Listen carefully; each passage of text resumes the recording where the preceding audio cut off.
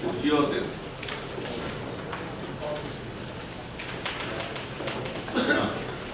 बताइए।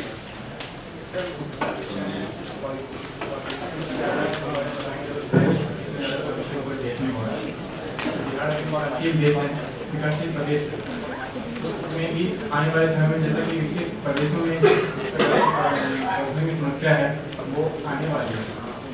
तो जितने भी अभी वर्तमान समय में जितने भी सुझाव और जितनी प्रक्रिया है प्रदूषण को नियंत्रित करने के लिए उनमें सबसे भी कारगर जो है वो है कि सेग्रीगेटेड वेस्ट कलेक्शन मैनेजमेंट।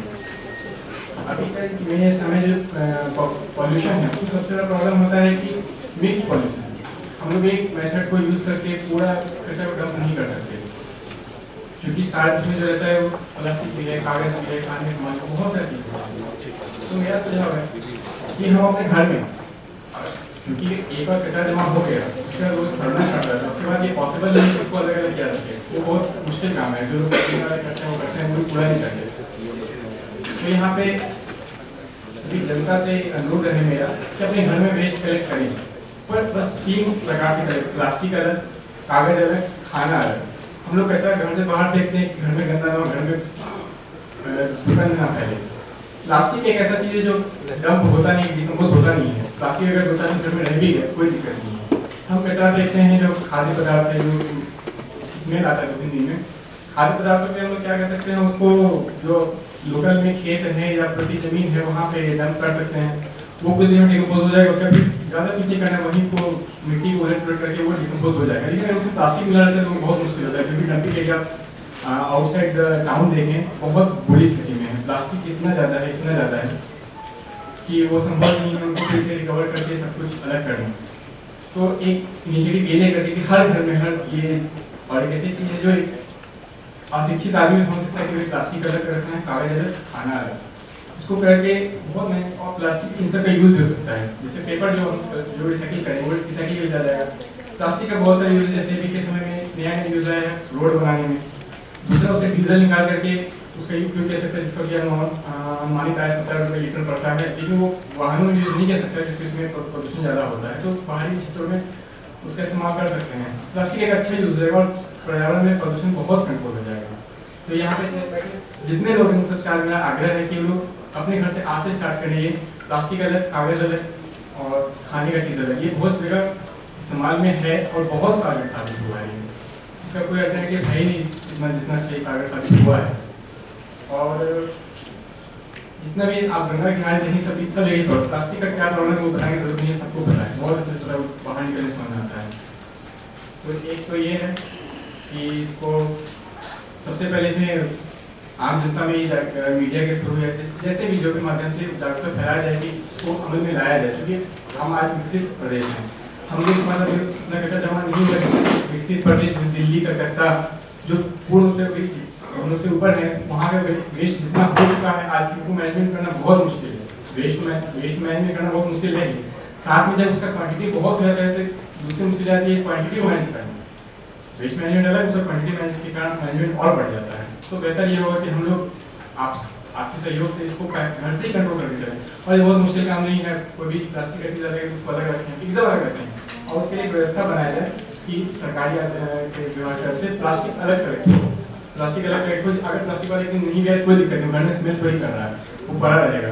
हाँ, खाने पीने के सामान है उसको आसपास के जितनी भी लोकलाइट पड़ती जमीन है, खेतों वाले से बात करें, उनकी जमीन उर्वरा शक्ति बढ़ेगी अगर वो लोग खाद्य पदार्थ ये सब अगर अपने खेतों में देते हैं और कुछ नहीं करना है, टाइम के बाद उसको मट्टी पट्टी कर देना है, वहीं पे खत्म हो जाएगा, वो कोई एक्स्ट्रा ट्रांसपोर्ट की जरूरत नहीं पड़ेगी।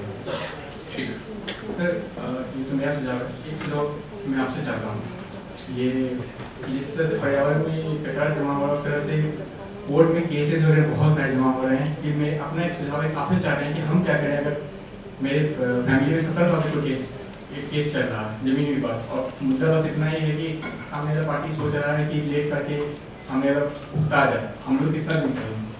मैं बस बाहर से आया कि मम्मी यहाँ पे ये सब पलट जाए, मम्मी लेकर बाहर जाऊँ, और ये होता ही नहीं, बाहर गौर करके देखिए। इसलिए आपका क्या सुझाव मेरे लिए, मैं क्या करता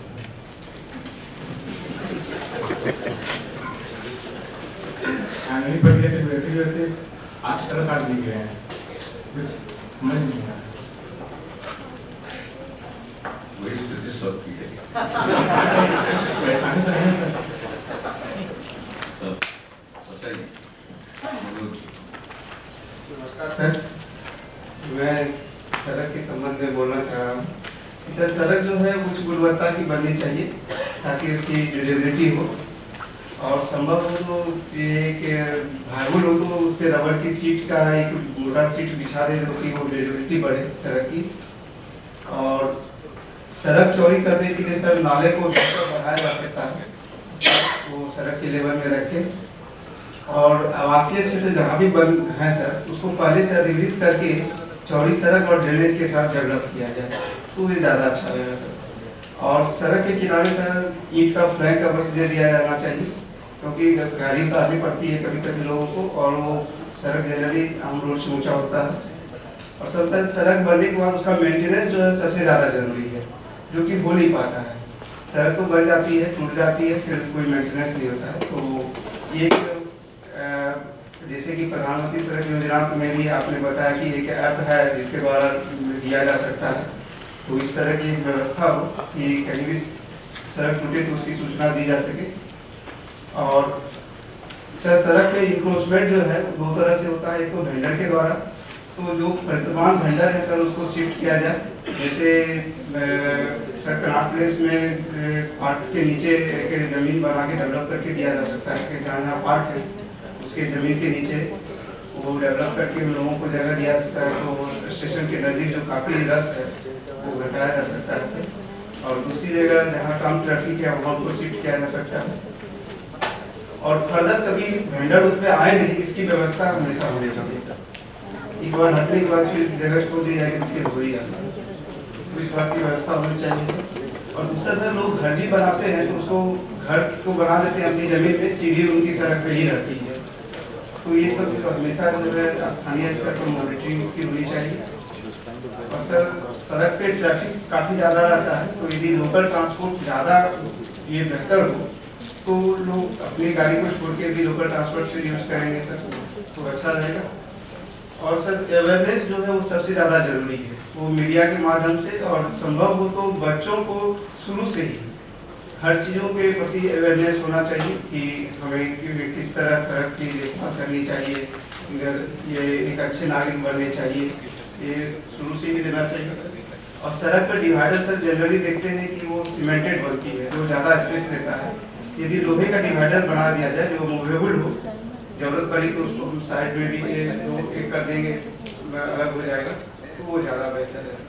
और सर सड़क पे पोल वगैरह भी रहते हैं तो उनको अंडरग्राउंड किया जा सकता है, इलेक्ट्रिक पोल और ये टेलीफोन वायर वगैरह को। सर मेरा इतना ही सुझाव है। तो ये जो 24 नंबर पर है उनका भी सिमिलर है सड़क से रिलेटेड, और सुजीत कुमार इनका भी सुन लीजिए। एक 23 नंबर है वो अलग तरह की बात है, लेकिन ये भी सुन लीजिए तो एक बार रिस्पॉन्ड या रिसीव करिए आप लोग। बताइए सुजीत कुमार जी।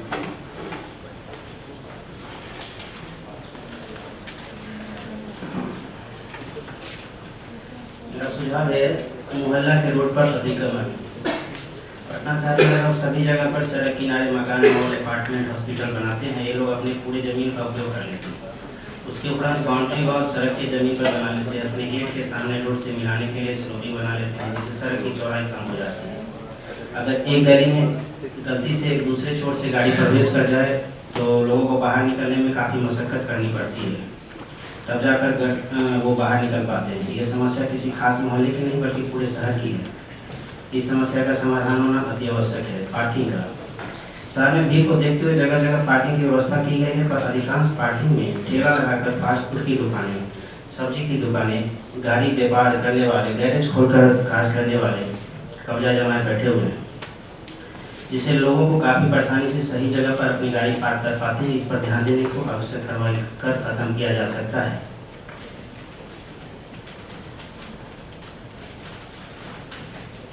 फुटपाथ पटना शहर में पैदल यात्री के चलने के लिए बनाए गए लगभग सभी फुटपाथ, चाहे वो कितनी भी व्यस्त रोड क्यों न हो, पर दुकानदार द्वारा अपनी दुकान के सामने फुटपाथ पर अवैध कब्जा कर लेने से एवं बची जगह पर दुकान खोलकर बैठ जाने से लोगों को सड़क पर चलना मजबूरी हो जाता है, जिसके चलते पैदल चलने वाले लोग को तो परेशानी होती है। शहर में जाम लगने का एक प्रमुख कारण भी है। अगर पैदल यात्री के लिए फुटपाथ मुक्त करवा लिया जाए तो आम लोगों को सड़क पर पैदल चलने में कठिनाई का सामना नहीं करना पड़ेगा और जाम से भी राहत मिल सकती है। इस समस्या का समाधान अति आवश्यक है।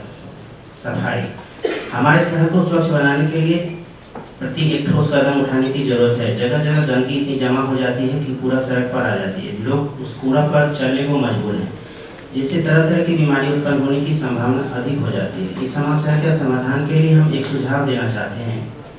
प्रत्येक वार्ड को सफाई की जिम्मेवारी वार्ड पार्षद को पूरी जिम्मेदारी के साथ कुछ फायदे के साथ दे दिया जाए, जिससे अगर किसी तरह की परेशानी हो तो आम लोग अपने वार्ड पार्षद से तुरंत संपर्क कर समस्या का समाधान करवा सकते हैं। इससे हमारा शहर साफ एवं सुंदर दिखेगा। जाम से मुक्ति।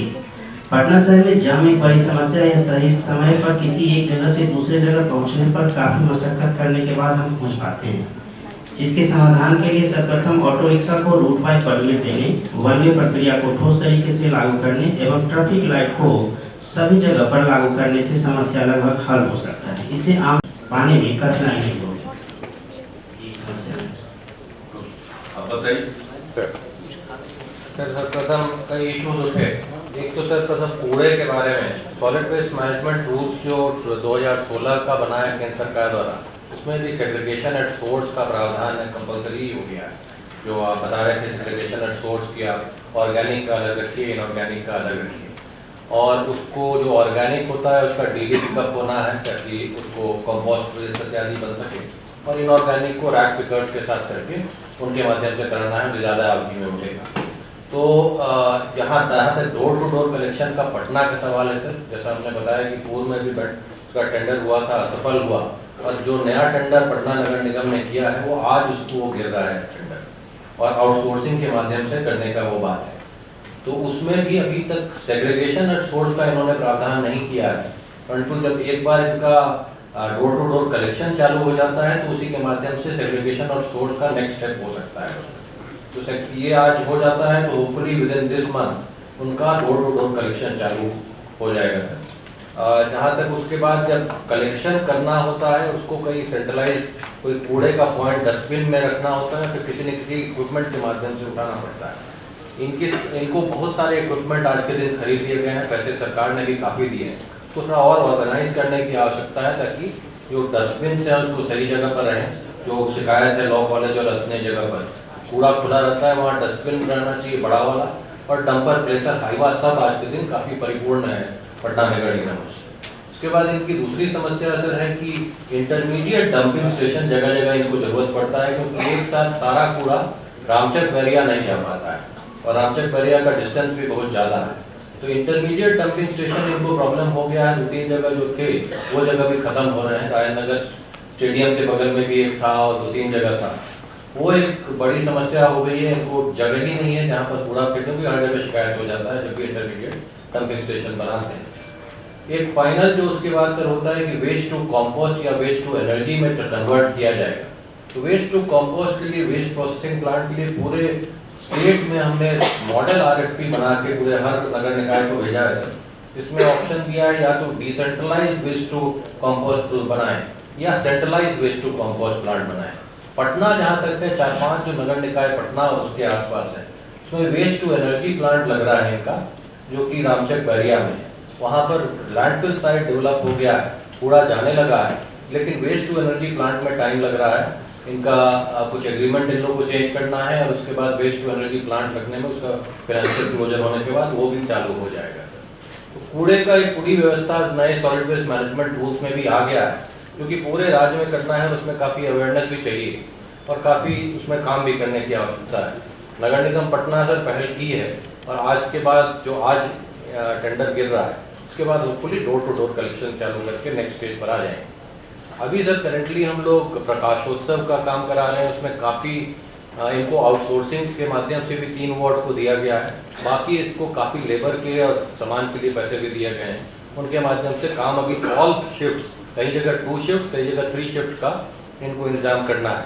मैंने खुद भी रिव्यू किया है, और एक-एक रूट और एक-एक कौन ट्रैक्टर कौन हाईवा कहाँ जाएगा, किस डस्टबिन को उठाएगा, पूरा प्लानिंग कराया गया है। कूड़ा में सर ये है, दूसरा सर ड्रेनेज पर आना चाहेंगे सर। तो उनका कहना था कि कैचपिट नहीं बन रहा है। बात बिल्कुल सही है सर, जो स्टॉर्म वाटर निकलता कैचपिट से है और उसके बाद मैनहोल की सफाई होती है, परंतु यहाँ पर कुछ कैचपिट्स पहले बहुत पटना में शहर में थे, कैम्बर के माध्यम से साइड में कैचपिट रहते हैं जो मैनहोल में जुड़े रहते हैं। आज के दिन में देखा जा रहा है कई जगह कैचपिट नहीं बन रहे हैं जबकि ड्रेन बन रहा है।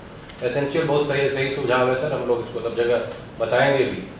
मैनहोल की जो सफाई है सर, वो भी इनके पास सक्शन मशीन भी है और जेटिंग मशीन भी है, जिसके माध्यम से सक्शन और जेटिंग के माध्यम से सफाई करने के लिए इक्विपमेंट काफ़ी हो गए हैं सर। अब उसको सफाई करने के लिए अब व्यवस्था की आवश्यकता है, मॉनिटरिंग की आवश्यकता है सर। साइड में जो ड्रेन बनते हैं वो भी एक शिकायत आ रहा है कि काफ़ी ऊंचा बना दिया जाता है सर। ड्रेन दो ही लेवल पर बन सकता है, या तो रोड के लेवल पर या थोड़ा सा ऊंचा करके फुटपाथ पर। फुटपाथ जब होता है उसके नीचे भी ड्रेन होता है और ड्रेन जिसके रोड के लेवल पर ड्रेन होता है तो रोड चौड़ा हो जाता है। तो दो ऑप्शन में कहीं चुना जाएगा सर, फुटपाथ के लेवल का जबकि थोड़ा रोड चौड़ा होगा, और जहाँ पर रोड पतला होगा it has to be made level grade, road के लेवल पर ही ड्रेन बनाना होगा। वो भी सुझाव सही है, हम लोग इसको सब जगह इसको कम्युनिकेट भी कर देंगे सर। एक और जो बात आ रही है सर वेंडिंग का, स्ट्रीट वेंडिंग का, तो समस्या अवश्य है सर। स्ट्रीट वेंडिंग के लिए पूरे राज्य में हम लोगों ने नगर निकायों के माध्यम से सर्वे करा लिया है। अब सर टाउन वेंडिंग कमेटी भी बना दी गई है। टाउन वेंडिंग कमेटी के माध्यम से वेंडिंग जोन स्वयं को ईयरमार्क करना है, और वेंडिंग जोन्स ये नगर निकाय के पास ही टाउन वेंडिंग कमेटी है। हमारे पास राशि भी है जिसको कि हम लोग उपलब्ध करा सकते हैं, ताकि टाउन वेंडिंग जोन्स करके वहाँ पर शिफ्ट किया जा सके लोगों को। वो इन लोग आइडेंटिफिकेशन में प्रोसेस में है, वो जल्दी जैसे हो जाएगा हम इनको राशि भी उपलब्ध करा देंगे, वेंडिंग जोन्स का बनेगा। लेकिन उसके बाद भी समस्या है सर कि जो एनक्रोचमेंट हो रहा है उसमें ड्राइव्स की लगातार आवश्यकता होगी सर। चाहे डिस्ट्रिक्ट मजिस्ट्रेट, पुलिस और नगर निकाय का वो जो कोऑर्डिनेशन लगातार आवश्यकता है सर, जिसमें कि वेंडिंग जोन, जो एनक्रोचमेंट, टेम्पररी, परमानेंट वेंडिंग सारा होता है, इसके लिए लगातार ड्राइव्स की आवश्यकता है सर। और मेरा सुझाव होगा कि कम से कम पटना को परमानेंट पुलिस फोर्स भी टीएमसी को देने की आवश्यकता है, दोनों लाठी बल और फोर्स का, ताकि ये हमेशा अपने भी साफ सफाई करते रहें। एनक्रोचमेंट रेगुलर समस्या है, आती रहेगी। अब पटना नगर निगम भी अपना अपना बता सकते हैं। इन्होंने जो सुझाव दिया है रंजीत कुमार जी ने, आप एग्री कर रहे हैं कि ठीक है, तो ये नगर निगम इनके साथ इंटरेक्ट करे और इंटरेक्ट करके और जो सुझाव है इस सिलसिले में उसको ग्रहण करे। बेसिकली मोहलत मांगा जा रहा है, बेसिकली मोहलत मांग रहे हैं आप लोग। तो ऐसा है कि ये आप इस पोस्ट पे कब से हैं, ये आपका सुझाव है सारा, ये जो आप दे रहे हैं? अरे नहीं यार, जाना तो उम्र अभी कुछ नहीं है। वो बता रहे हैं कि ऑलरेडी हो चुका है, ऑलरेडी हो चुका है, हो चुका है, जिसका प्रोसीजर बता रहे हैं। तो कब तक हो जाएगा सर? बता ही चुके टेंडर खुलेगा, टेंडर खुलेगा। टेंडर को याद देखिए एक चीज आप लोगों को भी जानना चाहिए, छोड़ो भाई को छोड़ो, एक चीज जानना चाहिए, कोई भी जो पब्लिक इंस्टीट्यूशन या गवर्नमेंट बॉडी वो निजी परिवार या निजी जो एक्टिविटी होती है या डिसीजंस होते हैं उसके अनुरूप नहीं चलते। उनके लिए बने हुए नियम हैं, बने हुए कानून हैं, जिसके अंतर्गत उनको काम करना पड़ता है। तो अगर कोई भी काम करना है तो उनको ओपन टेंडर करना ही पड़ेगा। ओपन टेंडर में जो आएगा उसी को उसके नियमों के मुताबिक फाइनलाइज करना। अगर कोई टेंडर ले भी ले और फेल कर दे तो उसका भी प्रोसीजर है। तो इन सब चीजों के चलते भी समय लगता है, लेकिन होता यह है कि इन चीजों के बारे में डिटेल जानकारी ग्राउंड लेवल पर जो देना चाहिए गवर्नमेंट मैशनरी के लोग लगे हुए रहते वो नहीं देते, और उसके चलते लोगों के मन में ये भ्रम होता है। इसलिए उन्होंने बताया प्रधान सचिव नगर विकास, तो उन्होंने बता दिया आपको डिटेल कि ये सब कार्रवाई हो रही है। तो जो कचरा प्रबंधन का काम है उसके लिए ये लोग पूरी तरह लगे हुए, और जो आपके सुझाव हैं वो उसमें कवर्ड है, वो ये बता। तो एक तो इनका आप कॉर्पोरेशन के लेवल पर जो हमने बात करी कैचपिट वगैरह की, तो आप लोग इनके साथ बैठ करके ये चारों का सर लिया है, अनूप कुमार, रंजीत कुमार, संदीप राज, मनोज कुमार और सुजीत कुमार से, चारों लोगों से हम बात करते हैं। इनका सुझाव दीजिए। और बताइए जरा, इसमें तो पथ निर्माण को भी कुछ करना है, मेंटेनेंस वगैरह के बारे में जो था। मेंटेनेंस के संबंध में सर, एक तो हम लोग का जो कंस्ट्रक्शन स्टेज पे है सर, उसमें हम लोग CMVD लागू है सर, तो जिसमें हम लोग 5 साल का मेंटेनेंस 7 साल होता है, और दूसरा उसमें नाला और जो प्लैंक है सर वो इंक्लूड है। इसी के साथ जो दूसरा हमारा जो 5 साल का PRMC है सर, जो 5 साल पहले रोड बने हैं, 2013 में लागू हुआ है सर, उसमें भी मेंटेनेंस का प्रोविजन है सर, और रोड एम्बुलेंस हमेशा प्रतिदिन होती है सर, वो GPS बेस्ड है, और जहाँ जहाँ पर ये इशूज आते हैं सर उसका निराकरण होता है। कुछ बरसात के बाद सर कुछ जगह पे इशूज आए हैं सर, जिसको कि हम लोग ड्राइव चला के कराए। स्टेशन चौक वाला क्या है बता दो। स्टेशन चौक पे सर जो इशू है सर, एक तो कंस्ट्रक्शन के कारण थोड़ा सा वहाँ पर बहुत दिन से कंस्ट्रक्शन चल रहा है। पुल निर्माण निगम जो बना रही है बार बार इसका ड्रेनेज तोड़ दे रही है, कई बार उनको बोल बोल के कुछ बनवाए भी हैं, बताओ you will be able to. क्यों ऐसा हो रहा है? बार बार हम देख रहे हैं 2 साल से पानी वहाँ जमा रहता है। सब वहाँ ड्रेनेज तो ऑलरेडी एग्जिस्टिंग सिस्टम था, बट पुल निर्माण निगम में सर कार्य चल रहा था, तो एक पिलर हमारे ड्रेनेज सिस्टम पे आ गया है सर, तो उन्होंने एश्योर किया था कि हमको मतलब हम बना देंगे, कार्य चल रहा है सर। SP वर्मा का सर इस बार मतलब थोड़ा सा इशू आ गया था, लेटर ऑन सर पंप लगा के हमने सॉर्ट आउट किया था, अगर पुल निर्माण निगम सर उसमें हमको हेल्प करके जल्दी कर देगा तो अच्छा होगा। सर मैं रिस्पॉन्ड करूँगा। हाँ, बिना जरा बताओ। सर ये अक्टूबर में ही ये बात आई थी वहाँ पर नाली के टूटने की, तो हम लोगों ने इसको बनवा भी दिया था, और इन्होंने कुछ एडिशनल डिमांड किया था, वो भी हम लोगों ने अपनी तरफ से बनवा दिया। अभी भी बता रहे हैं वो, तो हम एडिशनल कोई भी कंस्ट्रक्शन होगा हम करवा देंगे सर। वहाँ पर सर जो डिले है वो इस वजह से हुआ था कि मेट्रो अलाइनमेंट को अकोमोडेट करने के लिए हमें काफ़ी रुकना पड़ा और अपने डिज़ाइन को चेंज करना पड़ा, इसलिए हमारा कंस्ट्रक्शन भी पिछले 1.5 साल से उसमें ऑब्स्ट्रक्टेड रहा है। अब क्या होगा? अब क्या? अब डिज़ाइन उन्होंने हमारे लिए NOC दे दिया है, तो अब हमारे डिज़ाइन फाइनल हो गए हैं, अब हम जल्दी से उस काम को रैप अप करें। कितना दिन? सर इसमें करीब 3 महीने का टाइम लगेगा उस पर्टिकुलर। मेट्रो का जो अलाइनमेंट तो वो तो बहुत दिन की बात थी नहीं, अलाइनमेंट को देख लेना है कि दोनों में कोई क्लैश नहीं, कि कल होकर के मेट्रो का अगर जो काम शुरू हो तो पता चला कि आपका कोई स्ट्रक्चर टूट रहा है, तो इसलिए वो सुझाव हमने ही दिया था, लेकिन वो तो 2.5 साल पहले की बात हो गई जब मेट्रो का प्लान ला करके दिया था, तो हमने कहा कि जितना है रोड का दूसरे काम जो चल रहे हैं उनके साथ आप देख लीजिए, कोऑर्डिनेट कर लीजिए, लेकिन उस पर काम कैसे होते? सर राइट्स ने उसको काफ़ी वक्त लिया था उसको वेट करने, तो पिछले साल से इसमें वेट करने में राइट्स को वक्त देने के बाद बहुत सिंपल चीज था। सिद्धार्थ जी उस समय थे अर्बन में, और ये मेट्रो की बात चल रही थी। सर हम लोगों ने सभी समय रखने का क्या था? सर हम लोगों ने सभी डिपार्टमेंट में कम्युनिकेट किया था कि ये अलाइनमेंट में जब भी कंस्ट्रक्शन होगा तो एक बार चेक कर लेंगे अलाइनमेंट से, उसी वक्त हम लोगों ने वेरीफाई करने की बात, डिटेल ड्राइंग भी सभी विभागों को दे दिए गए हैं सर, राइट जो मेट्रो वेरीफाई करने की बात है। आपको भी अगर मान लीजिए कि मेट्रो का वो अलाइनमेंट होगा, तो मेट्रो के अलाइनमेंट के बाद अगर कोई स्ट्रक्चर ऊपर बना रहे हैं, अगर वो अफेक्टेड हो जाएगा तो फिर तो बहुत नुकसान हो जाएगा, इसलिए हम लोग सर रुक रहे थे। इसलिए इस कोऑर्डिनेशन में मेरी समझ में बात नहीं यार, इतना समय कैसे लगेगा? ये बहुत सिंपल चीज है, क्योंकि सर राइट्स वाले आपका या तो मेट्रो अपना डिजाइन बदलता, क्योंकि इतना समय लगना उसके आधार पर ये कहीं से लॉजिकल नहीं लग रहा। आप जरा अपने उसको पुल निर्माण निगम को नीचे के लेवल पर जो एग्जीक्यूटिंग एजेंसी है उसको जरा टाइटनिंग करिए। ये लगता है कि आपके लेवल पर एक उसने बता दिया है, उसी से आप लोग गाइडेड हो रहे हैं, क्योंकि एरिया ऐसा है, इतने लोगों का आवागमन है कि उसको जल्दी से जल्दी बनना चाहिए, उसको देर नहीं होना चाहिए। और ड्रेनेज बता रहे अर्बन डेवलपमेंट के लोग की बार डिस्टर्ब हो रहा है। नहीं सर एक ही बात ड्रेनेज इनका जो भी डिस्टर्ब हुआ, तो अब उसका दूसरा अल्टरनेटिव तो कर रहे हैं भाई। अच्छा दूसरा अल्टरनेटिव भी इन्हीं से बोल के इन्हीं से करवा रहे थे, तो दे हैव डन समथिंग, लेकिन सॉल्व नहीं हुआ है सर। एक्चुअली ये प्रॉब्लम नगर विकास को सॉल्व करनी होगी, उन्होंने जो भी हमें सजेस्ट किया था हमने अपना काम करवा दिया। तो पुल निर्माण निगम है उसने एक्स्ट्रा काम भी कर दिए जो इन्होंने सजेस्ट किया। हम लोग बढ़ जाते कुछ रेडिकल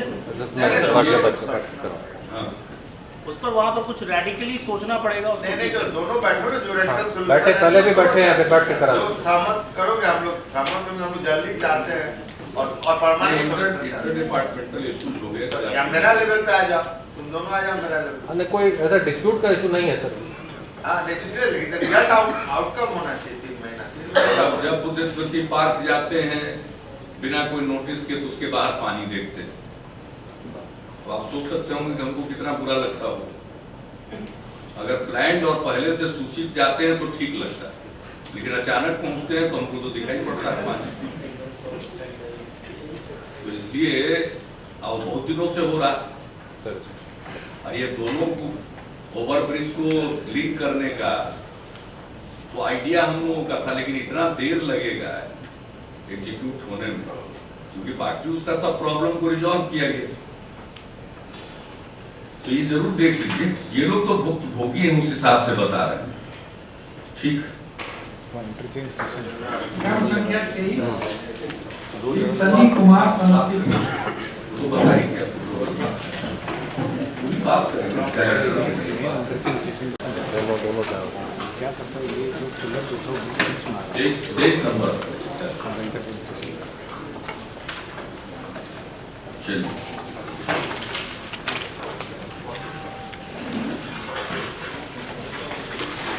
मेरे साथ सब आप ही का, मैक्सिमम टाइम हम लोग आप ही के। बताइए।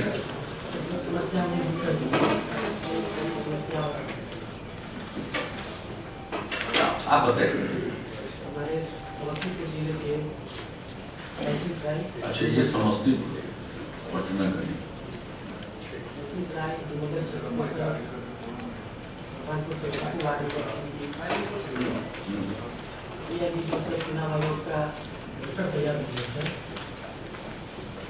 उसमें वार्ड नंबर 3 में बहुत सारे अनुसूचित जाति लोग हैं, लगभग 25% इस जगह पर आरक्षित महिला को ही जगह दी है। ये वो अलग चीज है ना, अभी आप इस पर आएंगे ना, वो तो एक अलग चीज है। उसके लिए तो निर्वाचन प्राधिकार है, आपको यह बात निर्वाचन प्राधिकार के यहाँ करनी। रिजर्वेशन का कौन सा होगा वो सब देखते हैं, वो जो नियम बना हुआ उसके मुताबिक कोई अलग भिन्न विषय। अभी आप कहा यदि सभी वार्ड सदस्य करते हैं नगर होल्डिंग कर सर्वेक्षण की जरूरत, लेकिन ये क्या हमें करना चाहिए, इसको बताइए। ये जो सर 10 रुपये सर्वेक्षण पर प्रति घर दिया जाता है, जिसमें कि सर पूरे दिन करने के बाद भी 7 से 8 ही घर हो पाती है, इसकी मजदूरी 70 से 80 रुपये होती है। नहीं, फिर से बोला जाएगा। ये सर दक्षिण साय नगर पंचायत वार्ड नंबर 3 भवा की बात है सर। ये दक्षिण साय नगर पंचायत के द्वारा क्या सर्वेक्षण हुआ? ये होल्डिंग सर्वेक्षण।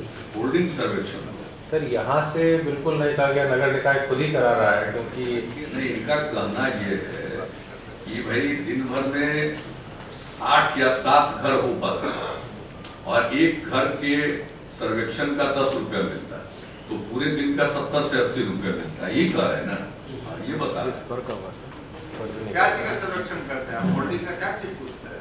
होल्डिंग का सर ये घर की लंबाई चौड़ाई कितनी है, टैक्स के लिए सर टैक्स निर्धारण करते हैं। नगर निकाय खुद कराना है, दक्षिण सराय से आपको नहीं, आपको कोई गाइडेंस नहीं दिया?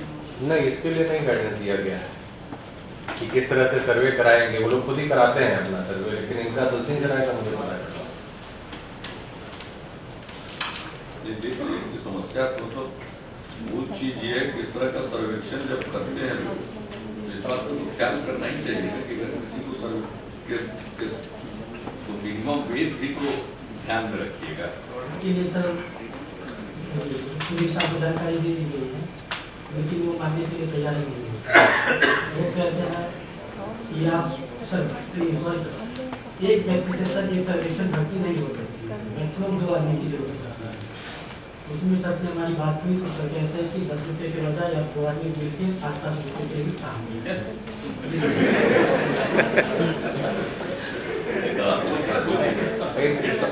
आपने जो लिखा था वो स्पष्ट नहीं हो पाया था, जो हम देख के पता नहीं चला था। आप बता रहे हैं तो मैं देख लेता हूँ उसको क्या।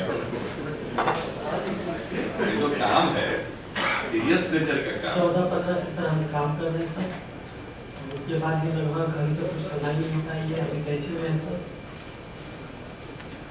और हम चाहते हैं कि नगर विकास के लिए कुछ करें और भी ज्यादा से कुछ करें। ये आपने रेट कोट किया था क्या?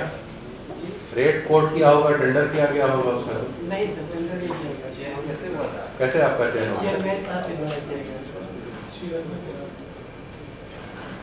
फिर भी इनका पूरा डिटेल अलग से भी ले लीजिए और उसको प्रॉपरली करें, ठीक है? इसको देखिए। सर ये चुनाव आयोग वाली बात करें। चुनाव आयोग, चुनाव प्राधिकारी, समझ लीजिएगा इनका चुनाव ये हम रिजर्वेशन का कोई बहुत तोहिन वाली बात है। रिजर्वेशन की बात है यहाँ हम लोग थोड़ी, उसका तो लॉ बना हुआ है, रूल बना हुआ है, ये डिसाइड तो कोई राज्य निर्वाचन आयोग की करता है, पदाधिकारी करता है। वही करता है। जो निर्वाचन पदाधिकारी वही ऑथोराइज है, वही आपको देगा। ये गवर्नमेंट का काम है, गवर्नमेंट का काम है कानून बना दे, लेकिन इम्प्लीमेंट वो करते हैं, वो इंडिपेंडेंट बॉडी। अगर कोई शिकायत है तो पटना में